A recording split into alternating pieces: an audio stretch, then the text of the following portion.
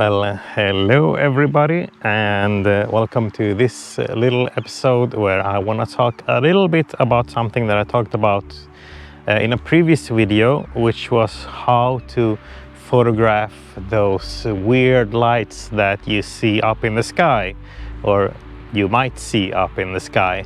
There's a full video on that, which I can link somewhere up here.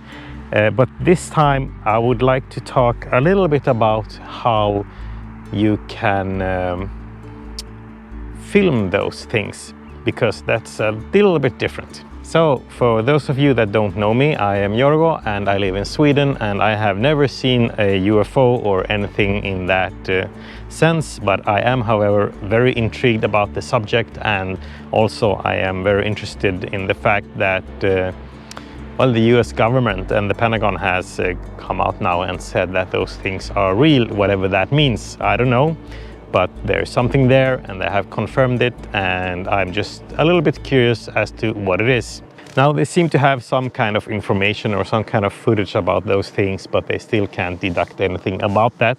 So that makes me kinda think that they know, well, they don't have that much better information that we have out in the public, other than the fact that they know that their things are real and they're not fake or CGI or whatever, which is very sad that we have that problem in the public, but it is what it is. I mean, after a while, if you have a lot of fake stuff, which is kind of noise, you will eventually see the real stuff pop up, or like skilja sig från mängden, as we say in Sweden. They differ from this statistical noise that you have from fake stuff, and you will see that there's a pattern, like the things are round, or the things are cigar shaped, or they are missile shaped, or whatever. Based on that, I was thinking that I might as well do a video about how to film those things as well, because I have seen so much footage, and well, not to be mean, but you can't really tell what's what, and that is of course not only the person filming, that's not their fault, but it's a little bit their fault. There's ways to improve that footage. So here are my tips on how you can do that. So who am I to say these things? Well, I am nobody, actually. I am just a photographer, and I have a master's degree in astronomy, which I don't work with. I work as a developer, but I do a lot of photography, and lately with this YouTube channel I've been doing a lot of videography as well.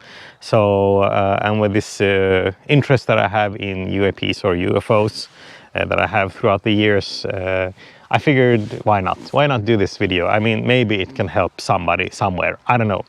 But here are the tips that I'm thinking of. So the first tip is really straightforward. Just expose for the object.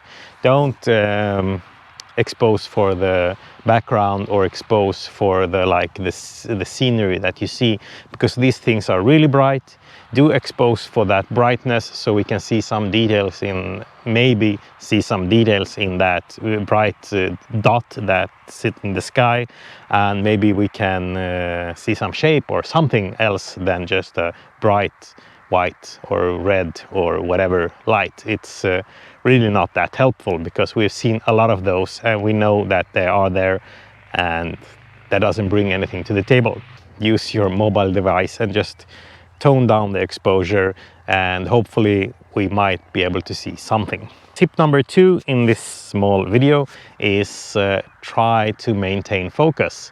There are so many footage where the focus is going in and out, and I get that. It's really hard for the devices to keep focus in probably a dark area somewhere with just a small bright white light. But when you see that you're losing focus, try and tap on the screen so you'll immediately get the focus back, because that is kind of important.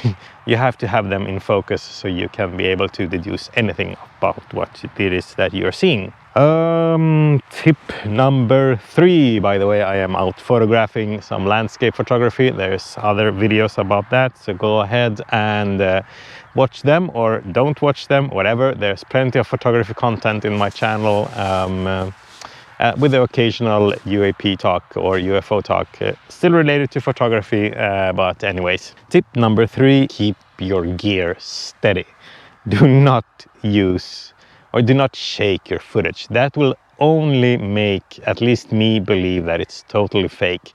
When you shake something on purpose, or you make it go out of frame, or you kind of make it like, yeah, it's a bit shaky and the object comes in and goes out of the frame, that to me is just a big fake video, because that's a really nice way of easily faking stuff, because you don't really see what's happening. So keep your footage steady.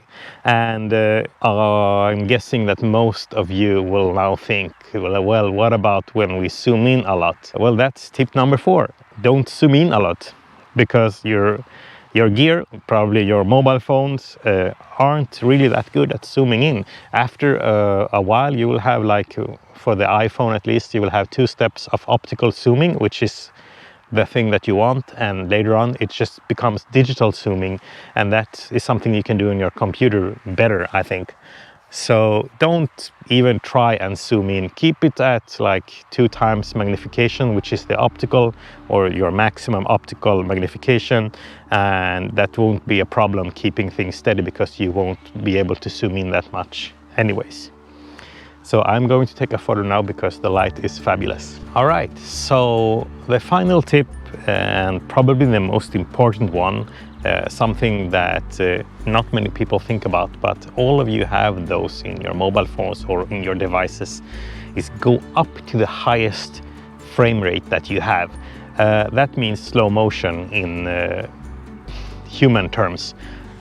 Just use the slow motion settings on your phone and film those things, because I would be really interested to see those things flying or whatever they do in slow motion, because they might be blinking in some kind of pattern that we can't like see in 24 frames per second, which is like the standard frame rate for a video. But if you bump it up to 240, you will get 10 times more information in that video, which could lead to something, I don't know, but I feel that it's important to at least have some of that footage that is steady, is in focus, is somewhat exposed for that object, and is running in slow motion mode, meaning that you capture 240 frames or images per second, which is really cool.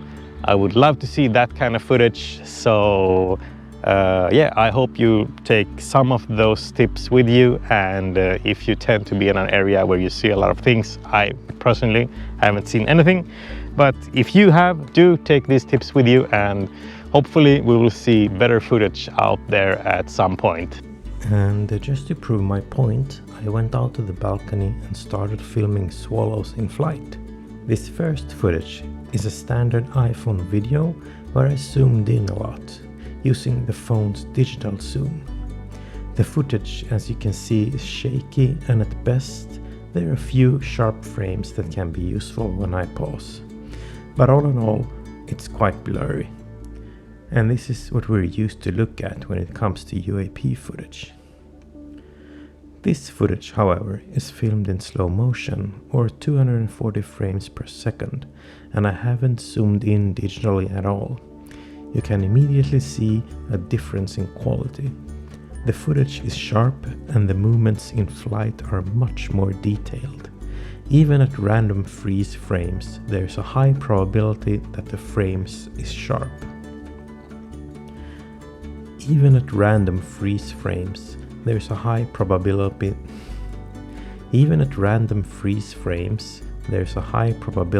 that the frame is sharp. An added bonus is also that the shakiness is almost completely eliminated.